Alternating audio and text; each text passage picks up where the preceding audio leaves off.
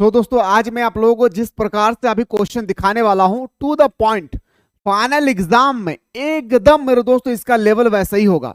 आज मैं आप लोगों को प्री बोर्ड के साथ साथ फाइनल एग्जाम के क्वेश्चन के साथ भी मैं आप लोगों को रूबरू कराने वाला हूं। तो मेरे दोस्तों आज क्लास में बने रहिएगा। चैनल पर नया है तो चैनल को सब्सक्राइब करके बेल आइकन को जरूर प्रेस करें। और मेरे भाई चाहते हैं कि सर फाइनल एग्जाम के अकॉर्डिंग सॉरी हमें अच्छी तरह से तैयारी करना है, तो मेरे दोस्तों आप लोगों को प्ले स्टोर से मिसाइल क्लासेस के ऐप को डाउनलोड करके क्रैश कोर्स को ज्वाइन कर लेना है। प्री बोर्ड हमारा खत्म हो चुकी है और हमारा प्री टेस्ट 2 स्टार्ट होने वाले हैं 6 जनवरी से, ये आप सभी को अच्छी तरह से पता है। साथ ही साथ हमारा फाइनल एग्जाम भी है 13 फरवरी से हमारा फाइनल एग्जाम भी है। तो इन सब चीजों को देखते हुए यहाँ पे आप लोगों को तैयारी कराई जा रही है, तो लेट ना करें, जाए ज्वाइन करें और ऑनलाइन क्लास का आनंद ले। यहाँ पे सुबह शाम दोनों टाइम पे आप लोगों को क्लासेस प्रोवाइड किया जा रहा है। और याद रखिएगा मेरे दोस्तों यहाँ पे PYQ, selected question, model paper, सारे चीज एक एक करके निचोड़ करके आप लोगों को प्रोवाइड किया जा रहा है। तो लेट ना करें, जाएं ज्वाइन करें। कोई भी दिक्कत होगी इस नंबर पे व्हाट्सअप कीजिएगा जो नीचे डिस्क्रिप्शन बॉक्स में दिया गया है। याद रखिए कोई भी प्रॉब्लम होगी हमारी टीम आपको हेल्प करेगी। पहला क्वेश्चन है सर, भारत में राज्य पुनर्गठन आयोग की स्थापना किस वर्ष हुई थी? राज्य पुनर्गठन आयोग का मतलब होता है मेरे दोस्तों, याद रखिए कि भाषा के आधार पर गठित होने वाला पहला राज्य कौन सा था? आंध्र प्रदेश। में एक्सप्लेनेशन भी कर रहा हूं, थोड़ा सा ध्यान रखेंगे कि भाषा के आधार पर गठित होने वाला भारत का पहला राज्य था हमारा आंध्र प्रदेश। उस समय मेरे दोस्तों हमारे देश का मुख्य जस्टिस ऑफ मिलॉट कौन थे, यानी सुप्रीम कोर्ट के जज कौन थे? तो बताएंगे सर अबू फजल अली। याद रखिएगा भाई, ठीक ना? तो बताएंगे सर 1953 इसका राइट आंसर हो जाएगी। क्या हो जाएगी मेरे शेर शेरनियों? 1953 इसका राइट आंसर हो जाएगा। अगला क्वेश्चन देखिए भाई, फाइनल एग्जाम के अकॉर्डिंग क्वेश्चन देखने को मिलेंगे इस तरह से। इनमें से कौन सा सोवियत संघ के विघटन का परिणाम नहीं है भाई? अच्छा, सोवियत संघ विघटन हुआ था, आप सभी को पता है कि सोवियत संघ का विघटन 1991 को हुआ है, ये बात आप सभी को अच्छी तरह से पता है। लेकिन सोवियत संघ के विघटन का कारण क्या नहीं था? तो मध्य पूर्वी संकट। याद रखिएगा, बाकी सब कारण थे। अमेरिका और सोवियत संघ के बीच के वैचारिक युद्ध का अंत, स्वतंत्र राज्य के राष्ट्रीय कुल जन्म, शक्ति संतुलन में बदलाव, ये सब सारी चीज था, याद रखिएगा, जो विघटन होने का परिणाम था। लेकिन ये मेरे दोस्तों नहीं था। ठीक है, आइए क्वेश्चन पे बात करते हैं। निम्न में से किस क्षेत्र में अमेरिकी वर्चस्व देखा जा सकता है? किस क्षेत्र में? अगर मैं बात करूं, आप सभी को पता है कि अमेरिका दबदबा है, अमेरिका का पास पावर है। कैसे? तो बताएंगे सर सैन्य शक्ति, आर्थिक शक्ति, सांस्कृतिक शक्ति। यानी ऑप्शन नंबर हमारा डी इसका राइट आंसर हो जाएगी। क्या हो जाएगी मेरे भाई? डी इसका बिल्कुल सही उत्तर हो जाएगा। आइए सर बात करते हैं अगला। नीति आयोग ने भारत सरकार के किस संगठन का स्थान लिया है? आप सभी को पता है मेरे भाई, जो हमारा पहला नीति आयोग है, ये हमारा मोदी ने नाम बदल कर दिया मेरे भाई, नीति आयोग। पहले इसका नाम था योजना आयोग। लेकिन मेरे भाई पूछा जाता है कि योजना आयोग की स्थापना कब हुई थी? तो बताएंगे सर, याद रखिएगा 1950। अगर आपसे पूछा जाएगा कि योजना आयोग का अध्यक्ष कौन होता है, क्या भाई? अध्यक्ष। अगर आपसे पूछा जाएगा कि योजना आयोग का अध्यक्ष कौन होता है, तो बताएंगे सर देश के प्रधानमंत्री। क्या होता है? देश के प्रधानमंत्री। इस बात को याद रखिएगा। साथ ही साथ यह भी याद रखना है कि जो हमारा योजना आयोग का नाम बदलकर मोदी ने नीति आयोग रख दिया है, तो नीति आयोग का गठन कब हुआ था? नीति आयोग का गठन कब हुआ? तो डेट याद रखिएगा 1 जनवरी। क्या याद रखना भाई? 1 जनवरी 2015। क्या बताएंगे सर? 2015 डेट याद रखिएगा। ठीक है भाई, 1 जनवरी 2015 को मोदी सरकार ने योजना आयोग का नाम बदल के रख दिया है नीति आयोग। नीति आयोग हो या योजना आयोग हो, इसका अध्यक्ष पूछा जाएगा कि कौन होता है, तो देश के प्रधानमंत्री होती है, इसको भी याद रखिएगा। ऑप्शन नंबर सी हमारा सही उत्तर हो जाएगी। अगला क्वेश्चन सर, बांग्लादेश किस वर्ष आजाद हुआ? अगर मैं बात करूं आप लोगों को बांग्लादेश की किस वर्ष आजाद हुई थी, तो हम सभी को अच्छी तरह से पता है कि याद रखिएगा मेरे दोस्तों 1971। यानी ऑप्शन नंबर हमारा ए इसका सही उत्तर हो जाएगी। बात करते हैं सर अगला क्वेश्चन, बम्बई योजना उद्देश्य क्या था? सबसे पहले तो ये आप लोग फाइनल एग्जाम के अकॉर्डिंग ये 3 मार्क्स फिक्स कर लीजिए कि ये क्वेश्चन 3 मार्क्स का 100% पूछा जाएगा कि योजना सर हमारे बम्बे प्लान क्या है, बम्बे योजना क्या है। इसके पीछे भी बहुत बड़ी मुद्दा है जो मैं आप लोगों को एक्सप्लेनेशन कर रहा हूं हमारे क्रैश कोर्स में। ठीक ना भाई? चलिए सर, तो बम्बे योजना को जो हमारा मुख्य उद्देश्य है भाई, याद रखिए बम्बे योजना का जो मुख्य उद्देश्य होती है ना, उनका था सरकार को औद्योगिक और आर्थिक निवेश के क्षेत्र में बड़े कदम उठाना चाहिए। ऑप्शन नंबर हमारा क्या हो जाएगी? हमारा बिल्कुल सही उत्तर हो जाएगा, B is the right answer. बात करते हैं सर अगला, प्रथम पंचवर्षीय योजना का उद्देश्य क्या है? सबसे पहले तो यह बात आपको पता होना चाहिए कि प्रथम पंचवर्षीय योजना कब लागू किया गया था? बताएंगे सर 1951 से 1956। द्वितीय पंचवर्षीय योजना 1956 से 1961। तृतीय पंचवर्षीय योजना 1961 से 1966। इसको याद रखना भाई, 3 को कम से कम याद रखेगा। तो प्रथम पंचवर्षीय योजना में ना कृषि पर जोर दिया गया था। किस पे? तो बताएंगे सर कृषि यानी एग्रीकल्चर पे ज्यादा से जोर दिया गया था। किसमें भाई? तो बताएंगे सर एग्रीकल्चर में ज्यादा से ज्यादा ध्यान दिया गया था। लेकिन द्वितीय पंचवर्षीय योजना में उद्योग पे ध्यान दिया गया था। इस बात को भी ख्याल रखना है, ठीक है। बात करते हैं अगला क्वेश्चन, फरक्का समझौता किन दो देशों के बीच हुआ है? अच्छा, आप सभी को पता है मेरे भाई, हमारे देश में फरक्का समझौता हुई थी भारत और याद रखेगा बांग्लादेश के बीच में। कब हुआ था भाई? याद रखेगा फरक्का समझौता भारत और बांग्लादेश के बीच में हुई है। ऊर्जा संरक्षण विधेयक किस वर्ष पारित किया गया था? क्वेश्चन का लेवल देखकर जरूर आप लोग अंदाजा लगाइए कि आखिर हमारे फाइनल एग्जाम में क्वेश्चन कैसे आएगी, इसको ख्याल रखिएगा। तो बताएंगे सर हमारा 2001, ऑप्शन नंबर हमारा 20 का सही हो जाएगा। सीमांत गांधी के नाम से किसे जाना जाता है? याद रखिए मेरे दोस्तों, आप सभी को मैं बताते चलूं, जैसे भारत का कोकिला किसे कहा जाता है? तो सरोजिनी नायडू को। इसी तरह से ना लौह पुरुष किसे कहा जाता है? लाल बहादुर शास्त्री को। सबका उपनाम याद रखिएगा। कहां क्या पूछ लिया जाए कोई गारंटी नहीं है, लेकिन कोई नहीं चाहेंगे कि हमारा 1 मार्क्स घट जाए। यस या नो, एक उपनाम आपके पेपर में आएगा ही आएगा, इसको ख्याल रखिएगा। तो सीमांत गांधी के नाम से मेरे दोस्तों जाना जाता है हमारा खान अब्दुल गफ्फार खान को। याद रखिएगा, खान अब्दुल गफ्फार खान को। आइए सर बात करते हैं अगला, किन देशों ने अटलांटिक चार्टर पर हस्ताक्षर किए हैं? Which countries given the Atlantic charter? मैंने आपको चार्टर बताना है भाई, क्वेश्चन में जो हमारा 11 है। तो बताएंगे सर वो जगह हमारा अमेरिका और ब्रिटेन। क्या हो जाएगी भाई?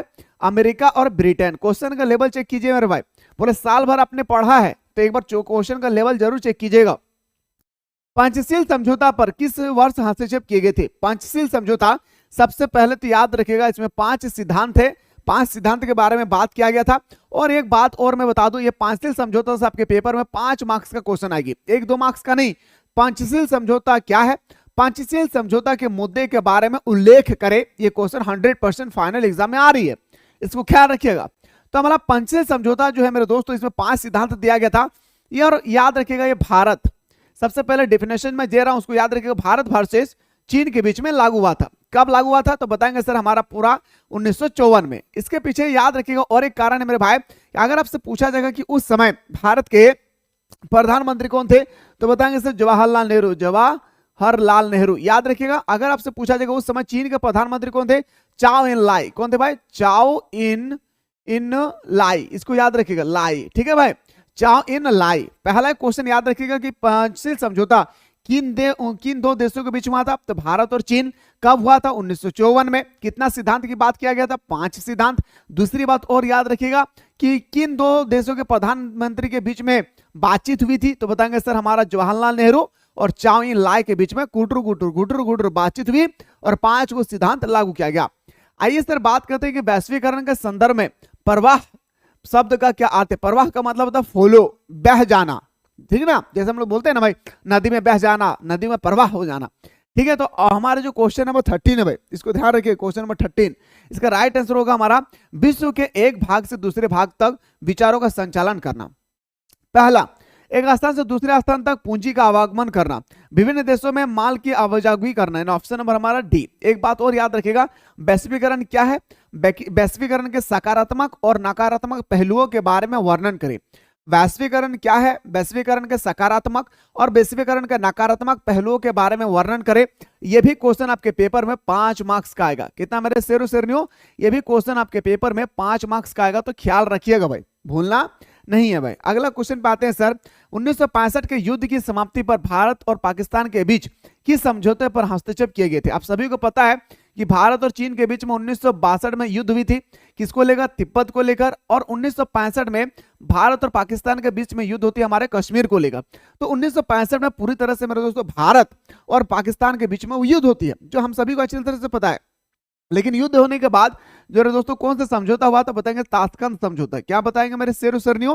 ताशकंद समझौता। आइए सर बात करते हैं अगला, कोई भी राष्ट्र अपनी विदेश नीति को ध्यान में रखकर बनाता है। कोई भी राष्ट्र हो भाई, वो अपने विदेश नीति बनाती है। याद रखिए, क्या बनाता है भाई? विदेश नीति वो बनाता है, लेकिन किस लिए? राष्ट्रीय हित के लिए, अपने राष्ट्र को विकास करने के लिए, तभी ना विदेश नीति बनाएंगे। और भारत में विदेश नीति का प्रस्ताव देने वाला पहला प्रधानमंत्री जवाहरलाल नेहरू था, इसको भी ख्याल रखना है, ठीक है। आगे क्वेश्चन पे आते हैं सर, भारत ने 1968 की परमाणु अपर्सा संधि पर हस्ताक्षर क्यों नहीं किया था? हम सभी को पता है कि पूरे विश्व में जब 1968 में परमाणु अपर्सा संधि हो रही थी, उस समय भारत ने खुलेआम कह दिया कि मैं साइन नहीं करूंगा। मैं अगर जीवन में कभी भी अगर परमाणु बम बनाऊंगा तो ये मैं अपने रक्षा के लिए बनाऊंगा, ना कि किसी दूसरे देश को हमला करने के लिए। तो याद रखिए क्योंकि भारत इसे भेदभावपूर्ण मानते थे। क्या हो जाएगा मेरे भाई, ऑप्शन नंबर हमारा ए इसका सही उत्तर हो जाएगा। अगला, इनमें से किस देश ने खुले द्वार की नीति अपनाई थी? खुले द्वार की अपनी भारत हो, याद रखिए मेरे भाई, चीन ने अपनाया था। किसने खुले द्वार की नीति? चीन ने अपनाई थी। राष्ट्रीय आपातकाल किस वर्ष घोषित किया गया था? जो हमारा राष्ट्रीय आपातकाल है ये किस वर्ष घोषित किया गया था? राष्ट्रीय आपातकाल घोषित किया गया था 1975 में। किसके शासनकाल में? इसको भी याद रखिएगा, इंदिरा गांधी। इंदिरा गांधी उस समय देश के प्रधानमंत्री कौन थे भाई? तो बताएंगे सर इंदिरा गांधी, इसको याद रखना है भाई, ठीक है। बात करते हैं अगला, भारत सरकार द्वारा राजा महाराजाओं को दिए जाने वाले विशेष निषेधाधिकार को कहा जाता था। क्या कहा जाता था भाई? बहुत ही सिंपल है भाई, मैंने चिल्ला चिल्ला के बताया, प्रीवी पर्स। और ये प्रीवी पर्स क्या है? ये क्वेश्चन फाइनल में 3 मार्क्स का आएगा। जो क्वेश्चन मैं बोल रहा हूँ ना, नोट डाउन करते रहिएगा और फाइनल एग्जाम में देखिएगा टू द पॉइंट ऑफ पूछेगी। 1962 में किस देश ने क्यूबा में परमाणु मिसाइल तैनात की थी? 1962 की बात कर रही है, तो बताएंगे सर 1962 में जो किया था ना वो सोवियत संघ की। क्या बताएंगे मेरे भाई? सोवियत संघ। ऑप्शन नंबर हमारा बिल्कुल सही हो जाएगी बी। शिमला समझौता पर कब हस्तक्षेप किए गए थे? जो हमारा शिमला समझौता है भाई, तो क्वेश्चन नंबर 21 है शिमला समझौता, तो 3 जुलाई 1972 को। क्या बताएंगे मेरे भाई? 3 जुलाई 1972 को। ऑप्शन नंबर हमारा बिल्कुल सही हो जाएगी सी, सॉरी बी। अगला क्वेश्चन है सर, प्रथम गुट निरपेक्ष सम्मेलन कहाँ आयोजित किया गया था? अगर मैं बात करूं मेरे भाई, जो प्रथम गुट निरपेक्ष सम्मेलन थी वो 1961 में किया गया था। याद रखना भाई, कब किया गया था? 1961 में। लेकिन अगर आपसे पूछा जाए कि कहाँ किया गया था, तो बेलग्रेड में। याद रखना है मेरे भाई, क्या बताएंगे सर? बेलग्रेड में, इसको याद रखना। ऑप्शन नंबर हमारा बिल्कुल सही हो जाएगी सी। अगला क्वेश्चन है सर, बॉम्ब सेफ का मतलब क्या है? इन्हें आपसे पूछा गया कि बॉम्ब सेफ जो हमारा है इसका पूरा नाम क्या है? जो बॉम्ब सेफ है ना भाई, इसका पूरा नाम हम सभी से पूछा गया है, तो इसका पूरा नाम होता है backward and minority communities employees federation, यानी पिछड़ा और अल्पसंख्यक समुदाय कर्मचारी महासंघ। ऑप्शन नंबर हमारा क्या हो जाएगा सर? हमारा ऑप्शन नंबर ए इसका सही हो जाएगा। अगला क्वेश्चन है सर, वैश्वीकरण से राज्य की क्षमता में होती है। जो हमारा वैश्वीकरण है, वैश्वीकरण करने से हमारे देश में या हमारे राज्य में कैसी स्थिति उभरेगी भाई? तो सिंपल सा बात है सर, याद रखिएगा, जो वैश्वीकरण होती है ना, राज्य की क्षमता में कमी आएगी। याद रखिए भाई, क्या आ जाएगा सर? ऑप्शन नंबर हमारा बिल्कुल 24 का याद रखना है मेरे भाई, भी इसका राइट आंसर हो जाएगी। क्या हो जाएगा भाई? कमी आएगा, ठीक है। चलिए सर अगला क्वेश्चन पे बात करते हैं कि मणिपुर के उस राजा का नाम बताइए जिसने भारत सरकार के साथ भारतीय संघ में विलय के दस्तावेज पर हस्तक्षेप किए थे। याद रखिएगा मेरे भाई, क्वेश्चन में जो 25 तो बहुत ही टफ क्वेश्चन है, बहुत ही टफ क्वेश्चन है। 99.9% स्टूडेंट्स को पता नहीं भाई, याद रखिएगा भाई। ऑप्शन नंबर बी, महाराजा बोधचंद्र सिंह, ठीक है। आप सभी को बताते चलो कि जो मणिपुर है ना, वो हमारा भारत का हिस्सा नहीं था। लेकिन मेरे दोस्तों, जब भारत के हिस्सा बनने के लिए जब हमारे प्रधानमंत्री ने कहा कि आइए भारत का हिस्सा बन जाइए, तो उस समय जो वहाँ के जो राजा थे ना, महाराजा कौन थे भाई? तो बताएंगे सर, याद रखिएगा, महाराजा बोधचंद्र सिंह। बात करते हैं सर अगला क्वेश्चन, ठीक है। पृथ्वी के वायुमंडल में मौजूद कौन सी गैस लगातार कम हो रही है? अच्छा, पृथ्वी के आप सभी को पता है मेरे दोस्तों, हमारा जो वायुमंडल है कई प्रकार के गैसों का मिश्रण है। हमारे वायुमंडल में कई प्रकार के गैसों का क्या है? मिश्रण है। यस या नो? तो ये मिश्रण जो है ना मेरे भाई, दिन प्रतिदिन एक गैस है जो घटती चली जा रही है। उस गैस का नाम है हमारा ओजोन परत। क्या बताएंगे मेरे भाई? Ozone layer. ऑप्शन नंबर हमारा बिल्कुल सही हो जाएगी सी। अगर आप सॉरी बी, अगर आपसे पूछा जाएगा कि ओजोन का संकेत क्या है ओजोन परत का, तो बताएंगे O3। जिस तरह से हम लोग बोलते हैं ना, O2 मतलब ऑक्सीजन होता है, इसी तरह से O3 का मतलब होता है हमारा ओजोन। अगला तो ग्लोबल वार्मिंग के लिए कौन सा गैस जिम्मेदार है? आखिर हमारे जो दिन प्रतिदिन हमारे जो धरती का तापमान बढ़ रही है, इसके पीछे कोई ना कोई गैस का कारण होगी भाई। तो कौन सा गैस सबसे ज्यादा? तो बताएंगे carbon dioxide, methane gas, chlorofluorocarbon. और ऑप्शन नंबर हमारा डी। क्या हो जाएगी भाई? ऑप्शन नंबर डी हमारा सही हो जाएगी। अगला क्वेश्चन है सर, कांग्रेस का नागपुर अधिवेशन किस वर्ष आयोजित किया गया था? कांग्रेस का जो नागपुर अधिवेशन थी ना, वह किस वर्ष घोषित किया गया था? 1920 में। याद रखेगा, 1920 में महात्मा गांधी ने एक आंदोलन छेड़ा था जिसका नाम था असहयोग आंदोलन। याद रखे, क्या नाम था भाई? असहयोग आंदोलन। इसको भी याद रखना। ऑप्शन नंबर हमारा ए इसका राइट आंसर हो जाएगी। बात करते हैं सर अगला, पहला अंतरराष्ट्रीय पृथ्वी शिखर सम्मेलन कब आयोजित किया गया था? तो बताएंगे सर, पहला अंतरराष्ट्रीय पृथ्वी सम्मेलन जो है कहां पे किया गया था? स्टोक होम में। याद रखे, पहला क्वेश्चन तो याद रखिए यही कि स्टोक होम में, ठीक है। लेकिन आपसे पूछा यानी कि आखिर कब किया गया था? तो 1992 में, ठीक है। ऑप्शन नंबर हमारा ए। दोस्तों अगर आप चाहते, मैं फिर से रिमाइंडर कराता हूं कि जो भी चाहते हैं कि फाइनल एग्जाम के अकॉर्डिंग बचे हुए समय में हमें सिलेक्टेड क्वेश्चन चाहिए, सिर्फ सिलेक्टेड क्वेश्चन, तो मेरे दोस्तों यहाँ पे आप लोग अच्छी तरह से आ करके हमारे साथ सुबह शाम तैयारी कर सकते हैं। और यहाँ पे आप लोगों को वैसे तैयारी कराई जाती है, सारे वो क्वेश्चन प्रोवाइड किया जाता है जो आपके एग्जाम पे आने की पूरी संभावनाएं होती है। तो लेट ना करें, जाएं, ज्वाइन करें और हमारे साथ आनंद ले सुबह शाम दोनों टाइम पे। ठीक है, कोई भी दिक्कत होगी डिस्क्रिप्शन बॉक्स में नंबर दिया गया, उस नंबर पे व्हाट्सएप कीजिएगा, हमारी टीम आपको रिप्लाई करेगी।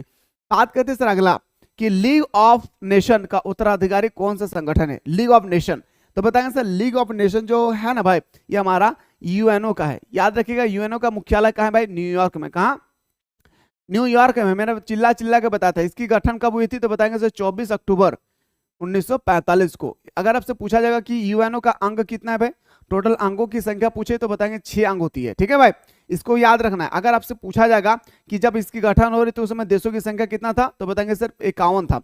लेकिन अगर आपसे पूछा जाएगा कि वर्तमान समय में कितना देश शामिल है, वर्तमान समय में कितना देश शामिल है, तो बताएंगे सर 193। इतना चीज आपको याद रखना है। याद रखना है भाई किसके बारे में, तो यूएनओ के बारे में। तो जाइए मेरे दोस्तों बेटर तरीके से फाइनल एग्जाम के अकॉर्डिंग तैयारी कीजिए। और एक बात और याद रखिएगा, इसी चैनल पे एग्जाम हॉल से निकलने के तुरंत बाद आप लोग आंसर की भी बताई जाएगी कि कितना क्वेश्चन आपने सही करके आए।